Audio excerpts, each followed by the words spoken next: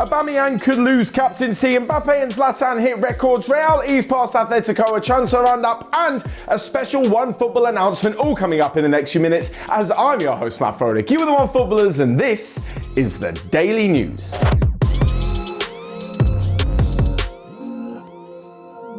So first up, despite the fact we should be talking about a fantastic victory for Arsenal over the weekend, it looks as though there's some bad news coming out of the club that Pierre-Emerick Aubameyang could be losing his captaincy. Reports had it that the reason he was dropped for Saturday's 2-0 victory over Southampton was because he returned late from being allowed to travel.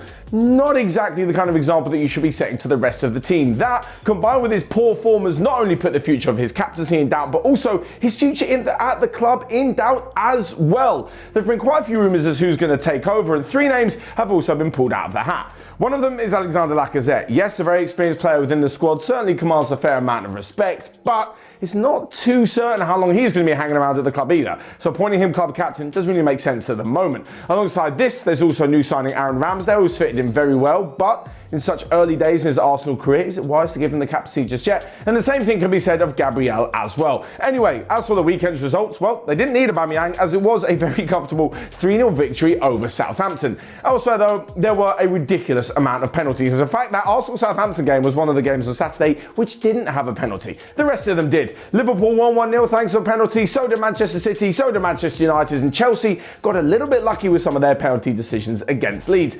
Leeds' one was also maybe a little bit fortunate, but in the end, Jorginho kept us cool and, well, he did those penalties that I really can't get on board with. But hey, they ended up in the back of the net and Chelsea won 3-2 in the final minute. Oh, and alongside this, there was also a penalty on Sunday for Youri Tielemans as Leicester made light work of Newcastle, who just look like they are destined to go down, be the richest club in the world, but be playing in the Championship. As for Tielemans, it now means that he has 16 goals and 16 assists in his first 100 Premier League appearances since 2019 in February. In fact, since that time, there are only two other midfielders who have 16 or more goals and 16 or more assists, and that is Kevin De Bruyne and Bruno Fernandes. Not bad company to keep for the Belgian midfielder.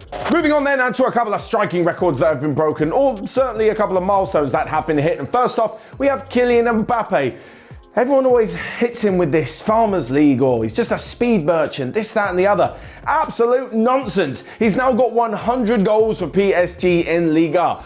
Is it the strongest, division in Europe? Maybe not. Is it one of the top ones in Europe? Most certainly, against some quality defenders and some very, very good opposition. So Mbappe to hit 100 goals, the youngest to do so in the league at 22 years and a bit, is a fantastic achievement for him. He put 2 goals past Monaco as PSG extended their lead at the top of Liga, and it looks like this will be one of those seasons where they just easily walk to the title. But on top of this, at the other end of the career ladder, you got Zlatan Ibrahimovic, whose last-minute equaliser at the weekend for AC Milan not only stopped them from losing their third game of the season, but also saw Zlatan score his 300th club league goal.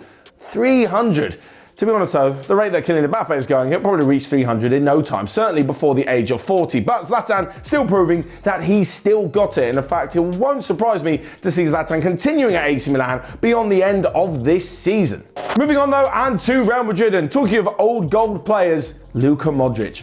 Oh my word, what a performance he had in the midfield for Real Madrid. Absolutely running the show. I can't believe they're going to let him go on a free at the end of the season. This Casemiro, Kroos, Modric midfield three has probably been one of, if not the most successful midfield three in recent European footballing history.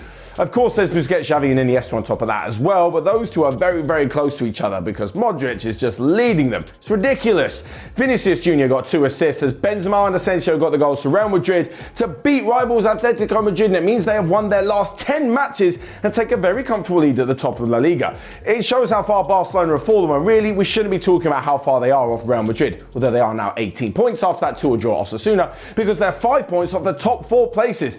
Like I mentioned the other day, I know they've dropped into the Europa League, but at the moment, winning that competition looks far more likely of a route into the Champions League than into the top 4 in La Liga. Anyway, Sevilla won over the weekend as well to keep a little bit of pressure up on Real Madrid, but it looks as though Carlo Ancelotti's side are going full steam ahead to a La Liga title. Next up then, and talking of Real Madrid, they're interested in replacing Casemiro in the long term, not just yet, with Leicester City midfielder Wilfred Ndidi. AC Milan are the latest club interested in taking Liverpool's Divock Origi. Leeds United are still interested in Blackburn Rovers hitman Ben Brereton Diaz. And lastly but not least, Arthur Melo looks like he'll be leaving Juventus in January. Next up then, a quick quick roundup of your Friday feels, where Shane SY guessed that Real Madrid would win 2-0. Richard Hunt correctly guessed the Burnley West Ham 0-0 and the Manchester United 1-0 victory over Norwich. And last but not least, Matthew Lindo guessed that Ederson would keep a clean sheet for Manchester City, and that would be his 100th in the Premier League. And it was. The 1-0 victory over Wolves saw that accomplishment reached. Next up then, Emoji Mondays. This is where we on OneFootball throw a couple of emojis down over some of the weekend's hottest action. And first off, best players. Not best player this week, best players. One of them, Luka Modric, like I just mentioned, unbelievable in the Madrid derby. And secondly, Conor Gallagher. What a season he's having for Crystal Palace. 2 brilliant goals in the victory over Everton, and there's no doubt that he should be a certainty for the next couple of England call-ups if he continues this form. Maybe he could even find his way into the Chelsea team. That is because he's on loan from Chelsea to Crystal Palace. Next up, and we've got the craziest moment of the weekend, and it goes to Raul Jimenez. I can't believe he got 2 yellow cards in the space of a minute. One for giving away a foul against Manchester City and one for not getting out the way of the ball. To get such a stupid red card in such a difficult game away to Man City wasn't exactly the greatest moment of his Wolves career or his career in general.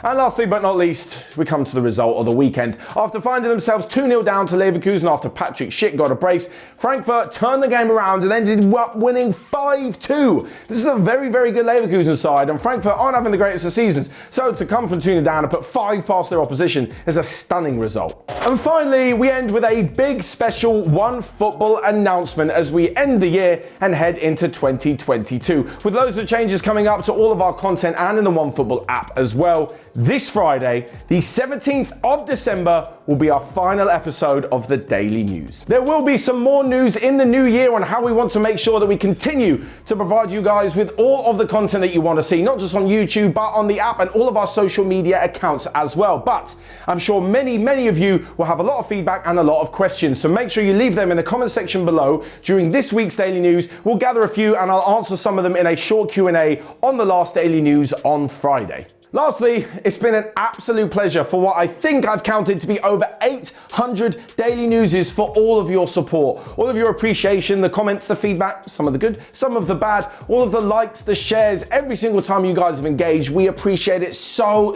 much.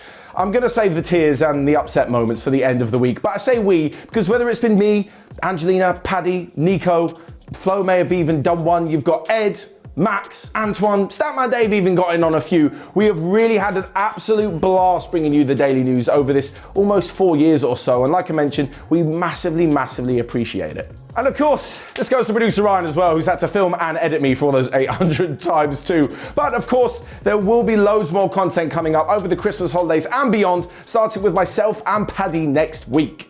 That's all from me then for today. Thank you so much for watching. Make sure you check out loads more of our OneFootball content. But until next time, I will see you guys later.